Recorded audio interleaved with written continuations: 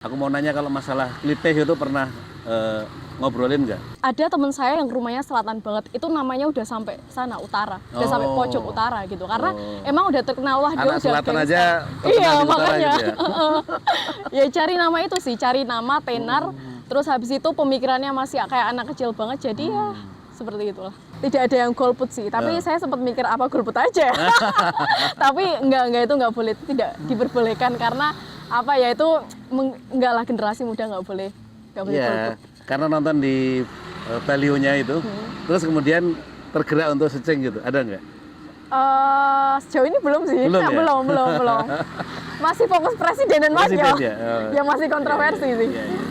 Ya, artinya saya juga perlu nyampein tuh, setidaknya ini kan suara dari calon pemilih pemula kan gitu. Iya. Berjejernya baliho-baliho itu ternyata nggak begitu ngaruh gitu kan. Betul.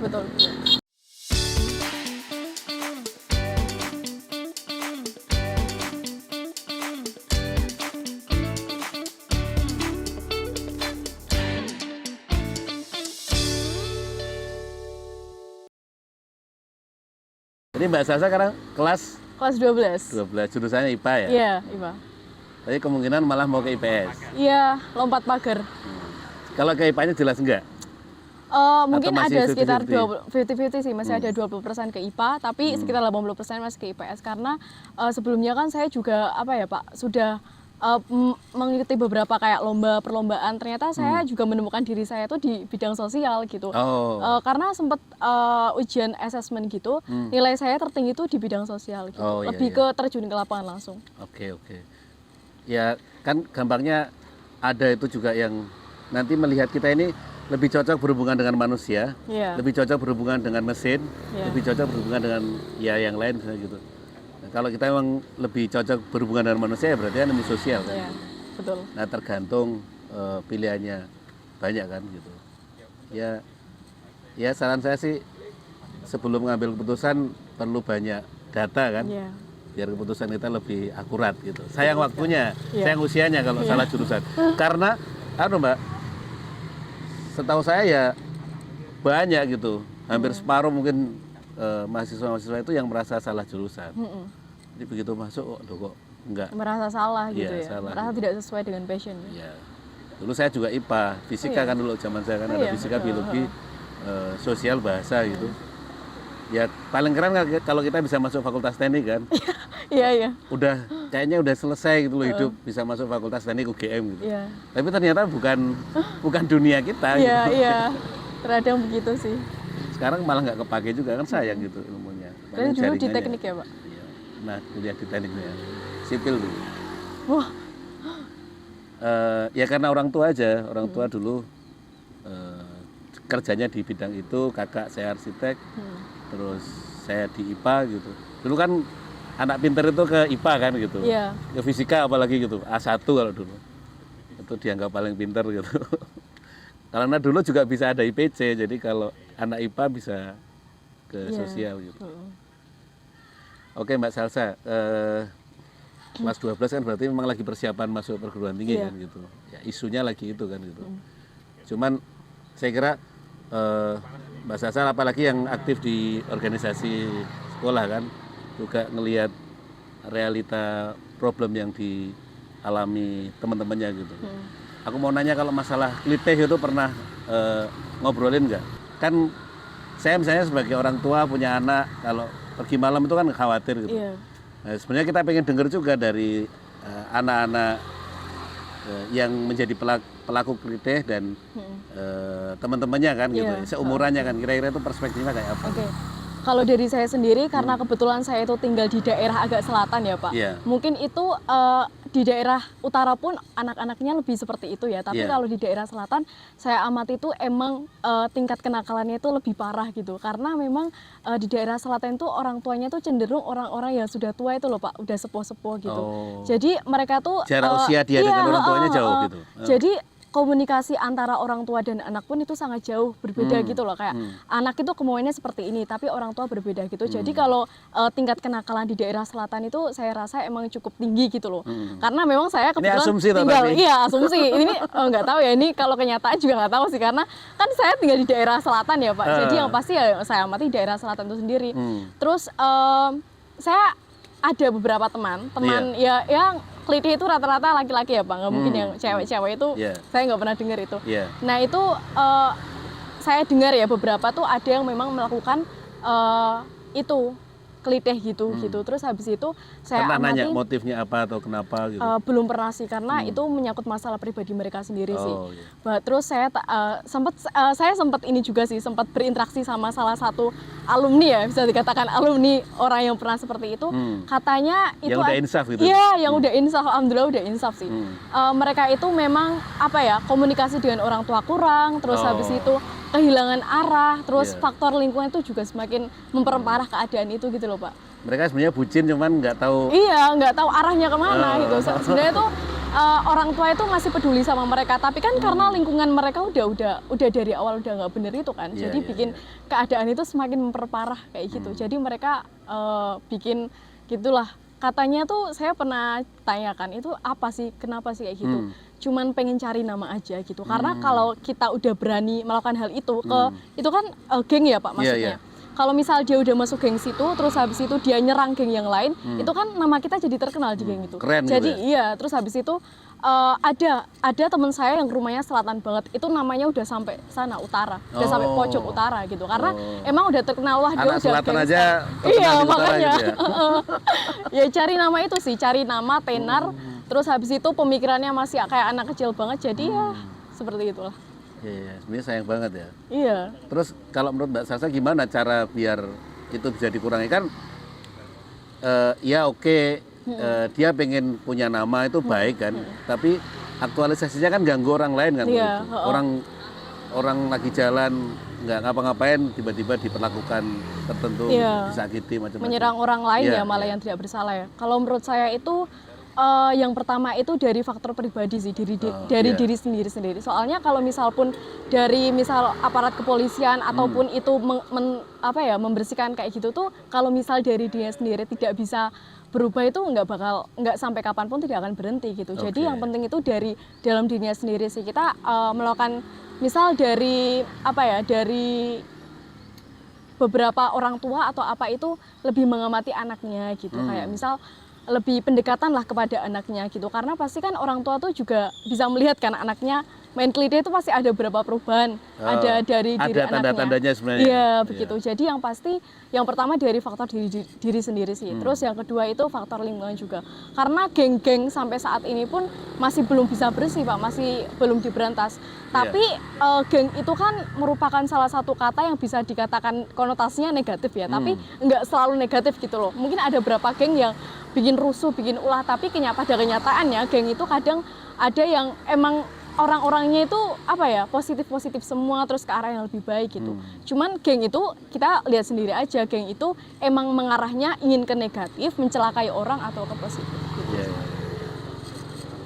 Kalau menurut Mbak Salsa kan kadang-kadang kan perlakuan pihak lain dalam hal ini orang tua, mungkin aparat atau bahkan mungkin lembaga pendidikan ya kayak guru itu mungkin kan malah represif ya. Malah membuat mereka itu semakin tertekan ya. Tertekan dan kadang-kadang malah pengen menunjukkan eksistensinya tadi gitu loh. Nah, gimana biar pendekatannya itu lebih tepat gitu loh? Pendekatan lebih tepat itu yang pertama itu kadang kita ngelihat seseorang yang bisa melakukan hal tersebut itu kan emang ada masalah dalam dirinya sendiri toh Pak. Terus caranya itu kalau misal orang tua itu diberikan diberikan edukasi lebih gitu, karena kan banyak seperti itu tuh saya rasa juga masalah faktor keluarga juga itu mempengaruhi kan, sangat mempengaruhi.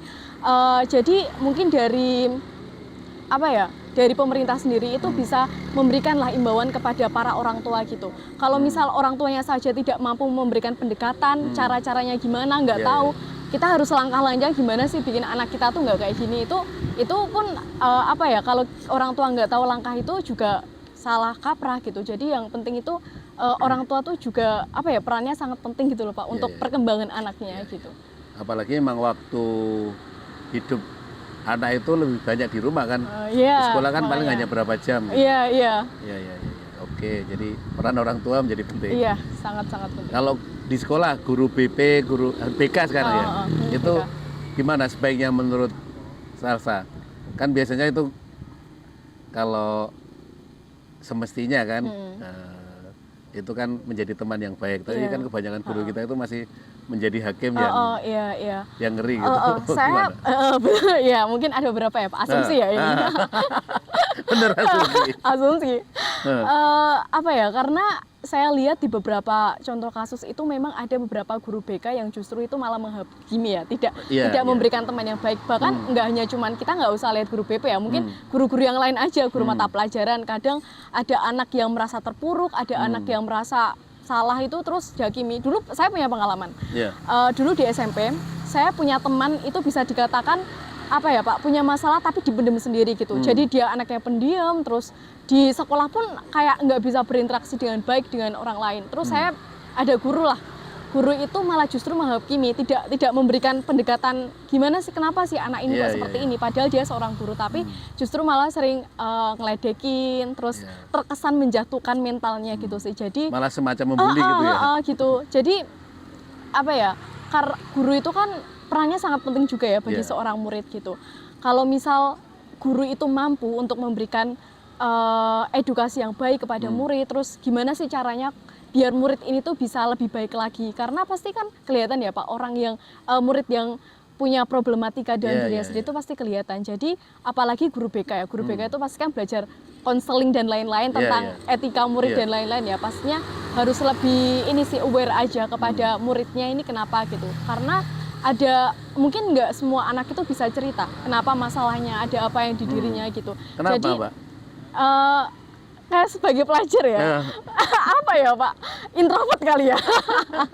Iya, introvert karena apa ya, kadang itu emang beberapa part itu saya pun sebagai seorang anak merasa kayak ya udah dipendam sendiri aja, karena takut banget nyusahin orang lain. Kalau kita cerita, nggak semua orang itu bisa nerima cerita kita kan. Karena saya sendiri tuh pun juga atau kadang khawatir orang kalau diceritain malah nambah masalah iya, gitu. Kita juga karena lihat kondisi orang lain juga kan, misal kayak kalau aku cerita nih dia terbebani nggak ya gitu. Apalagi sama orang tua ya. Kalau sama orang tua, hampir saya sama teman-teman saya kalau cerita nggak pernah tuh cerita masalah pribadi ke orang tua, nggak pernah. Siapa yang paling cocok diajak ngobrol ini?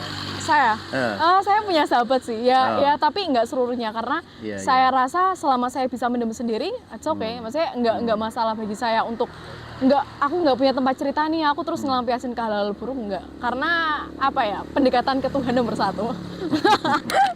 Itu sih. Keren. Iya. Jadi sederhananya memang masalah kritis ini harus semua pihak terlibat ya. Betul sekali. Pertama orang tua, sekolah, guru, aparat hukum juga perlu menegakkan. Soalnya kalau tidak di terapi kan ini bisa makin gede kan, orang masih terus dihantui. Betul sekali. Gitu. Mbak Sasa berarti karena kelas 12 sudah 17 tahun kan? Iya, sudah ber-KTP ya? Sudah. Baru kemarin dikasih. April tahun kemarin. Oh, April tahun kemarin. Iya. Mau nanya ini karena udah 17 tahun, bentar lagi mau ada pemilu ya. Udah tahu pemilu itu apa gitu? Ya, pemilu itu kan salah satu proses yang buat untuk memilih presiden selanjutnya ya. Oke. Ya. Berapa yang dipilih Mbak? Ini aku mau nanya ini seberapa ngerti gitu loh. Kalau di sekolah kan ada pemilos ya? Ada, pemilos. Artinya ada. Sudah pernah? Sudah pernah. Kebetulan saya panitianya juga. Oh, panitia. Iya. Pernah jadi KPU-nya gitu? Iya, pernah. Pemilu itu tanggal berapa Mbak? 14 Februari. Oh, 14 Februari. Oh, bener. Centang gitu. Iya. Bisa dapat berapa kertas suara? Aduh, kurang tahu ya Pak. Milih apa aja? Apanya ini? Kan nanti akan dikasih kertas suara kan? Berapa biji? Tahu nggak? Belum tahu? Belum tahu itu. Soalnya baru pertama besok ya? Iya, baru pertama, pengalaman pertama saya di hidup saya ini. Apa yang mau apa saja yang dipilih kan? Ada presiden. Iya, kan? presiden, terus lembaga legislatif lainnya. Nah, apa aja itu? DPR, DPRD, terus apa sih Pak? Ya wajar belum tahu kan gitu. Iya, masih 17 tahun, baru pertama kali. Kan 5 Mbak yang mau dipilih itu. 1 presiden, wakil presiden kan. Terus yang kedua itu DPR, benar, legislatif. Itu sebagai lembaga yang menjadi penyeimbang kekuasaannya eksekutif kan. Nah DPR itu kan ada 3 level, DPR RI, DPR provinsi, DPR kabupaten kota. Gitu. Kita ya kabupaten kalau di sini.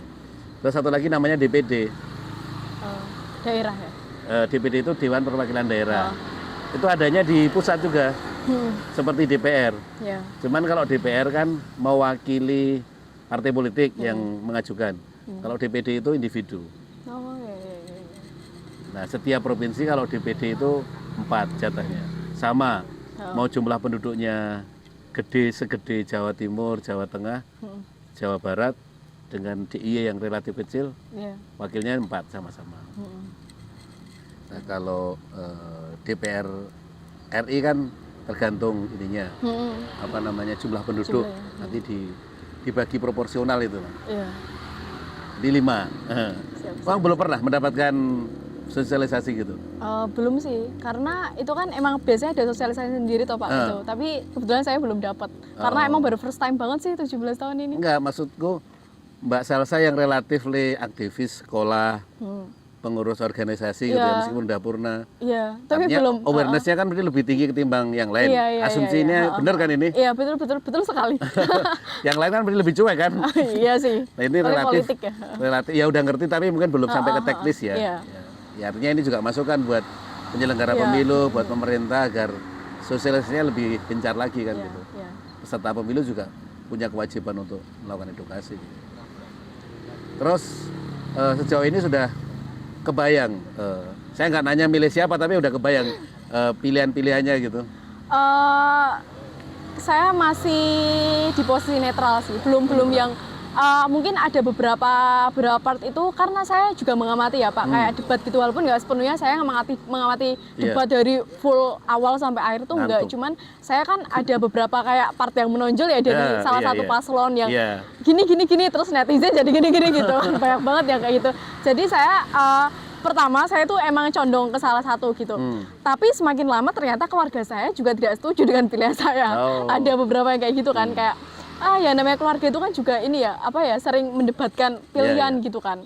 Oh jadi di rumah juga kadang ngobrol masalah? Ngobrol masalah ini gitu. Terus habis itu kok bukan berarti terhasut ya, saya juga merasa sebagai pelajar itu saya tuh masih labil kalau mau buat milih sesuatu, apalagi presiden ini juga pengalaman pertama kali saya ya Pak. Jadi tentunya saya kalau misal ngobrol sama orang tua, tentunya orang tua itu pasti yang lebih berpengalaman kan, karena udah beberapa kali nyoblos, udah beberapa kali melewati masa-masa pemerintahan dari presiden sebelumnya. Jadi kan saya kayak oh iya ada benernya juga ya omongannya gitu. Jadi kadang ngerasa kayak pilihan saya tuh masih belum sepenuhnya saya berpihak kepada salah satu paslon gitu, belum. Cuman tapi orang tua bebasin sebenarnya? Membebaskan, ya tidak mengekang lah. Terserah kamu milih siapa, yang penting pilihan kamu itu menurut kamu udah tepat aja sih kayak gitu. Karena kan beberapa pelajar itu kan lebih ke FOMO ya Pak, saya rasa. Kalau misal sekarang mungkin ada salah satu paslon yang lagi viral-viralnya dikatakan gemoy atau apa itu. Itu kan jadi teman-teman terus itu jadi teman-teman tuh itu sempat FOMO itu ya. FOMO banget itu. Jadi teman-teman itu ikut menyuarakan itu kan. Ya termasuk saya sendiri sih. Saya juga sering wah lucu juga ya dia. tapi bukan berarti dengan kalimat gemoy itu bikin saya juga memilih gitu, enggak. Tapi kita juga belum harus memastikan kemantapannya ya dengan itu ya. Yang penting apa sih hasil pemikirannya sih, karena kalau debat itu kan juga yang dikupas tuntaskan pemikirannya ya Pak. Jadi saya lebih mengamati sih cara mereka menyampaikan aspirasi, terus menyampaikan apa yang mereka ingin rubah di Indonesia selanjutnya gitu. Tapi kalau dari sejauh ini itu kira-kira yang akan menjadi referensi utama itu apa? Apakah orang tua, apakah riset sendiri tadi dari debat atau dari apa gitu, kira-kira menurut Mbak Salsa apa? Yang mungkin saya pilih gitu ya. Menurut referensi saya utamanya itu apa gitu? dari diri saya, riset saya sendiri sih. Dari sendiri ya? Karena meskipun saya itu berbeda dengan orang tua? Iya, tidak masalah itu bagi saya. Karena apa ya Pak, kadang saya meriset sendiri itu kan saya banyak ya search gitu tentang saya tuh juga mengamati beberapa paslon gitu. Mungkin nggak sepenuhnya saya tahu, tapi saya juga cari tahu lah gimana paslon 1, paslon 2 dan paslon 3 gitu. Cawapresnya kayak gimana gitu.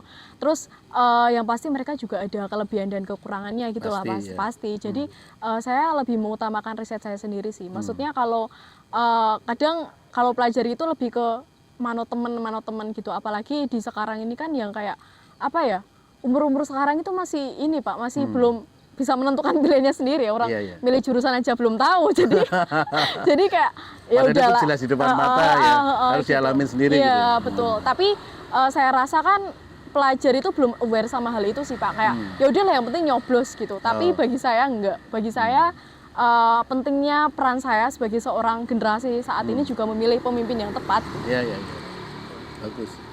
Tapi kalau dari obrolan teman-teman, itu mereka mau pada nyoblos? Mau.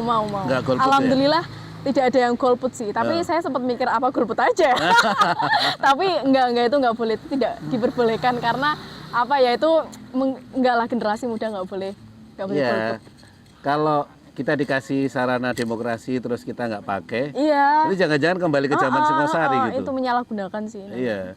Kembali ke zaman Singosari di mana nggak ada demokrasi lagi gitu. Betul. Makanya harus aktif. Cuman tadi ya, kalau teman-teman yang Mbak Salsa kira-kira mereka lebih karena orang tua atau lebih karena teman yang lain?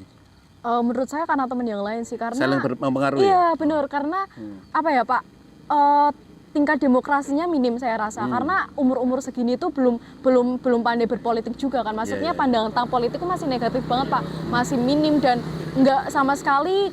Kan gini ya, kalau politik itu kan kita tercermin ke pelajaran PPKN misalnya, itu tingkat apa ya, tingkat keinginan atau pengen mempelajari PPKN itu masih sangat rendah karena banyak yang masih main handphone sendiri atau masih yang cuek-cuek aja sama politik gitu. Tapi saya lebih suka pelajaran politik di timbangan matematika sih gitu. Jadi PPKN itu ya salah satu cerminannya gitu loh Pak. Terus habis itu jadi teman-teman saya itu lebih banyak yang saling mempengaruhi. Misal kita bukan diskusi kayak ngobrol biasa aja, ngobrolin paslon, tapi kita nggak fokus tertuju sama pikirannya, tapi kita fokus sama kesalahannya misalnya kayak gitu. Kan paslon itu kayak gitu. Jadi itu kan saling mempengaruhi ya kayak gitu. Jadi oh iya ya kayak gini ya. Jadi saya nggak jadi milih nih deh kayak gitu. Rata-rata seperti itu sih. Kalau sebenarnya kan perbedaan pilihan itu kan hal wajar. Cuman kan kalau kita bercermin di 2 pemilu sebelumnya, itu kan sempat terjadi perpecahan ya, apa namanya, pembelahan yang sangat keras gitu. Teman akhirnya menjadi nggak temenan lagi gitu gara-gara pilpres. Fenomena itu ada jadi nggak suami istri lagi gitu ya. Jangan sampai lah. Iya. Gara-gara beda pilihan ya. Fenomena itu ada nggak di teman-teman sekolah gitu? Karena saya baru pertama kali ini, alhamdulillah belum ada. Cuman yang kata-kata kayak lu kalau misalnya nggak nyoblos apa ini kita nggak usah temenan itu mungkin ada. Tapi apa ya Pak, sudah saya itu tuh kayak apa ya, karena emang anak muda tuh politiknya masih rendah sekali. Jadi emang tidak apa ya, nggak terlalu peduli juga sih. Maksudnya kayak biasa aja, mereka memilih apapun itu juga nggak terlalu jadi resiko tinggi buat dirinya sendiri gitu. Oke. Tapi sejauh ini memang yang paling ramai pilpres doang ya? Iya. Kan tadi pilihnya 5 sebenarnya. 5. Jadi begitu masuk bilik suara di TPS itu nanti akan dikasih 5 kertas suara. Tapi tapi ya itu Pak, karena apa ya? Karena kan lebih sekarang itu kan fokusnya ke presiden sama wakilnya ya. Jadi saya sendiri aja tadi nggak tahu ya 5 itu tadi. Jadi kayak apalagi yang lain ya? Apalagi yang lain, karena saya amati dari saya seorang pelajar sendiri ya. Jadi saya dan teman-teman nggak soal yang atas itu udah beda lagi. Nah itu ya emang fokusnya terfokus pada presiden sama wakil sih. Selain itu kayaknya belum terlalu condong ke situ. Walaupun kadang di bender-bender itu kan banyak ya. Itu caleg-caleg itu. Aku mau nanya lagi, kan di keluar sekolah di jalanan, keluar rumah di jalanan udah banyak sekali benar-benar. Sejauh ini apa responnya lihat itu? Aduh, kalau teman-teman saya lihat mukanya sih Pak, cantik apa enggak? Kalau karena apa ya? Kalau misal di bener-bener itu kebanyakan, misal itu kan per daerah beda-beda ya Pak. Iya. Misal di daerah Jogja siapa gitu, terus daerah sini udah beda lagi. Jadi kan kita cuma lihat banner ya, kita nggak ngupas tuntas tuh ini gimana calegnya kayak gimana.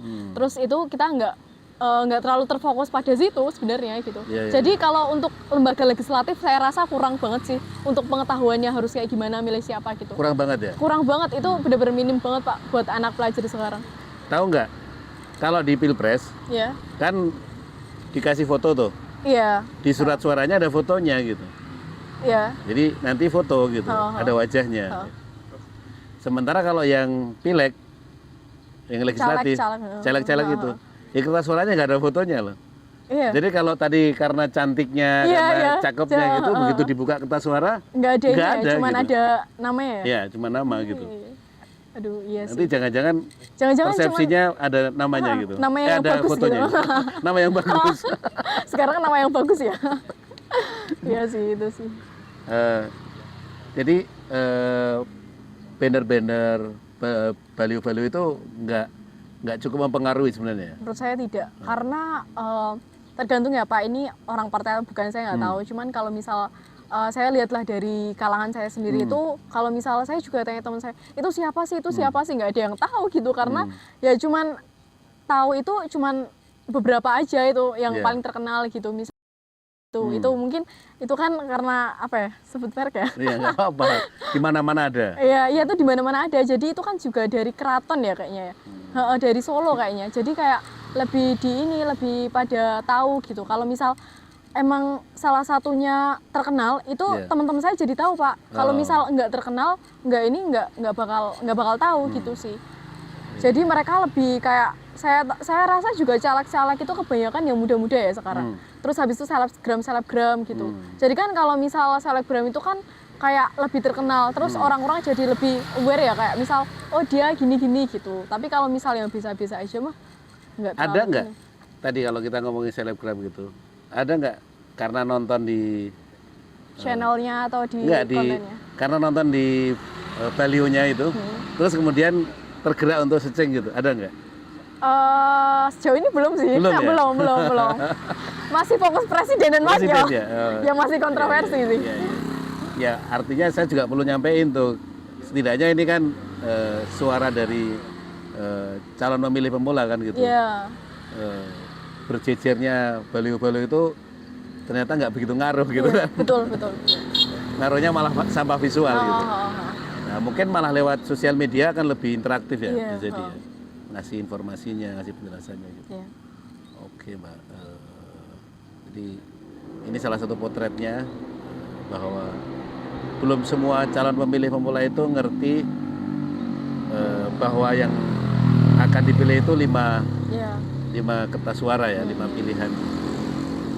Apalagi calon-calonnya siapa gitu masih blank ya. Iya, betul. Tahu nggak kalau terutama yang untuk DPR RI ya, itu kan ada tuh data yang mengatakan bahwa 40-an sampai 50-an% itu bukan dari daerahnya gitu. Jadi bukan akamsi gitu. Oh iya. Iya. Bukan anak kampung sini gitu. Jadi orang dari Jakarta ditaruh di daerah Jogja gitu. Oh iya Pak. Iya kan sebenarnya kan hal kayak gini perlu kita tahu kan gitu. Sebelum programnya, sebelum pelaksanaannya dimulai. Yang lain gitu tuh. Nah kalau dia bukan orang sini kan gimana gitu. Nanti jadi udah di sana lupa lah dia kita. Benar. Nah, ya mungkin teman-teman perlu melakukan riset gitu. Siapa sih yang akan mewakili kita itu. Karena sebenarnya lembaga eksekutif sama legislatif itu ya sama pentingnya kan. Yang legislatif juga dia yang akan menjadikan kendali, mengawasi gitu. Oke Mbak. Jadi 14 Februari meskipun hari libur, hari Valentine tetap akan ke TPS. Pasti ke TPS. Oke, keren. Iya. Teman-temannya juga gitu. Iya, kalau bisa jadi saksi. Oh, mau jadi saksi? Iya sih, saya juga cari-cari ini info jadi saksi di sana.